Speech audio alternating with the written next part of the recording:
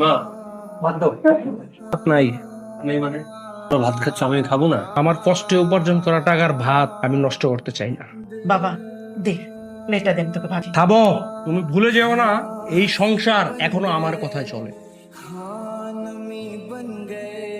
মামুন একটা সিগারেট দেন। সিগারেট নাই। মামুন ভাই একটা পেনশন দাও। এটা কি হলো মামুন ভাই? আমি তোমার কাছে সিগারেট ছিলাম, তুমি আমার গুলো সিগারেট নেই। এখন এই লোকটা চাওয়ার সাথে একটা সিগারেট দিয়ে দিলে, এখন সিগারেট কই পাইছো? সিগারেট বাকিতে বেশি না, আগের টাকা রয়েছে।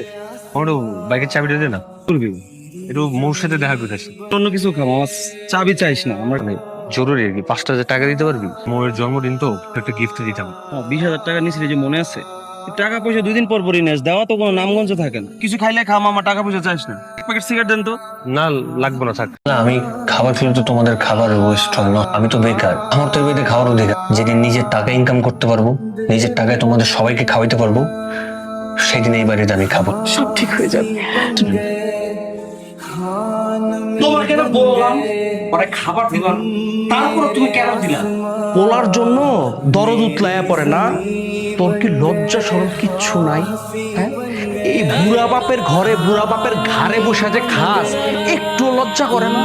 গতকাল রাতে তুমি কোথায় ছিলে? ছিলাম। এগুলো কি?